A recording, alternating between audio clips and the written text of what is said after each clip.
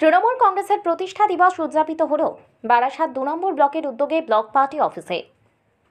দীর্ঘ ২.৫ দশক ধরে নানা রাজনৈতিক উত্থান পতন, নানা লড়াইয়ের সাক্ষী থেকেছে তৃণমূল কংগ্রেস। ২০২৩ নির্বাচনী লড়াই জেতার পরই তৃণমূলের লক্ষ্য ছিল ২০২৪-এর লোকসভা ভোটে এখন থেকে ঝাঁপিয়ে পড়ার।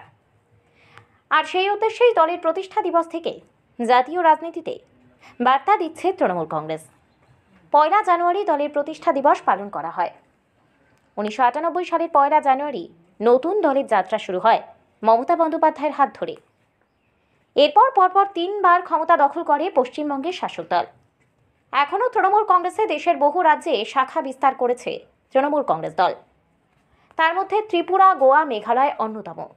নতুন বছরের প্রথম দিনেই প্রতিষ্ঠা দিবসে দলের কর্মী সমর্থকদের শুভেচ্ছা জানালেন তৃণমূল নেত্রী মমতা বন্দ্যোপাধ্যায়। তিনি জানিয়েছেন, এই দলের সব নেতাকর্মীকে শুভেচ্ছা জানাচ্ছি। আমরা মামাটি মানুষের পরিবার। আমাদের যাত্রা শুরু হয় ১ জানুয়ারি ১৯৯৮ সালে। সেই থেকে মানুষের সেবা এবং হিত সাধনে নিয়োজিত রেখেছি। তাই এবার অন্যথা গেল না বারাসাত ২ নম্বর ব্লক তৃণমূল কংগ্রেসের কার্যালয়ে। পতাকা উত্তোলন করে মাল্যদান করে তৃণমূল কংগ্রেসের প্রতিষ্ঠা দিবস পালন করলেন। এই অনুষ্ঠানে উপস্থিত ছিলেন বারাসাত ২ নম্বর ব্লকের ব্লক সভাপতি শম্ভুনাথ ঘোষ, বারাসাত ২ নম্বর পঞ্চায়েত সমিতির সভাপতি মনোয়ারা বিবি, সহসভাপতি মেহেন্দি হাসান ও বারাসাত ২ নম্বর পঞ্চায়েত সমিতির জনস্বাস্থ্য কর্মাধ্যক্ষ মানস ঘোষ। এছাড়া উপস্থিত ছিলেন পঞ্চায়েত সমিতির সকল কর্মাধ্যক্ষ ও সদস্যরা ও বারাসাত ২ নম্বর ব্লকের 7টি গ্রাম পঞ্চায়েতের উপপ্রধান, প্রধান এবং 7টি অঞ্চলের অঞ্চল সভাপতি এবং সদস্যরা এবং স্থানীয় নেতৃবৃন্দ। বারাসাত ২ নম্বর ব্লক তৃণমূল কংগ্রেস এবং কেমিয়া খামারপাড়া অঞ্চল তৃণমূল কংগ্রেসের পক্ষ থেকে আমাদের পার্টি অফিসের সামনে ২৭তম প্রতিষ্ঠা দিবসে পালন করা হলো। আমাদের ব্লক নেতৃত্ব শম্ভুনাথ ঘোষ, পঞ্চায়েত সমিতির সভাপতি মনোয়ারা বিবি সহ সহকারী সভাপতি মেহেন্দি হাসান, ইফতিকার উদ্দিন সহ একাধিক নেতৃত্ব, সব অঞ্চলের সভাপতি প্রধানরা উপস্থিত ছিলেন। আমরা পালন করলাম। যেহেতু এই দিনের একটা তাৎপর্য আছে, ২৭ বছর আগে এই দিনে আমাদের প্রতিষ্ঠা দিবস নতুন দল গঠন করেছিলেন আমাদের মাননীয় মুখ্যমন্ত্রী মমতা ব্যানার্জি। সিপিএমের বিরুদ্ধে সর্বাগ্রে লড়াইয়ে তৃণমূল কংগ্রেস প্রতিষ্ঠা না হলে সিপিএমকে হারানো যেত না।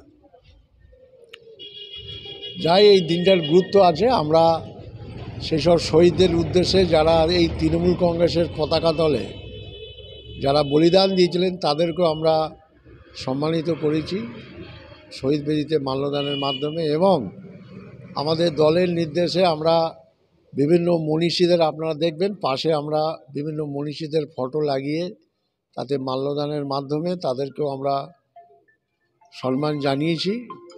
বরেণ্য ব্যক্তি যাদের ভারতবর্ষ গড়ার পিছনে যাদের অবদান অনস্বীকার্য, সে সাহিত্য হোক, রাজনীতি হোক, যে কোনো বিষয়ে তাদের অবদান উল্লেখযোগ্য। আমরা তাদের দিনকেও স্মরণ করেছি। যেহেতু ২৪ সাল পড়ে গেছে এবং লোকসভার নির্বাচন, আমরা সব কর্মীদের উদ্দেশ্যে বলেছি আমরা ভেদাভেদ ভুলে বিজেপি নামক শক্তির বিরুদ্ধে সর্বাত্মক লড়াই দিতে হবে মমতা ব্যানার্জির নেতৃত্বে। বাংলা তথা ভারতবর্ষ থেকে বিজেপি মুক্ত করার লক্ষ্যে। কারণ যেভাবে আপনারা দেখছেন যে রাজনৈতিক ইস্যু আলাদা হয়ে রাম মন্দির সেইটাকে লোকসভা আবার চালাবার চেষ্টা করছে, হিন্দুত্ব ভোটটা হচ্ছে। কিন্তু মানুষের ভোট হওয়া উচিত রুটি কাপড়া মকান, মানুষের অধিকার।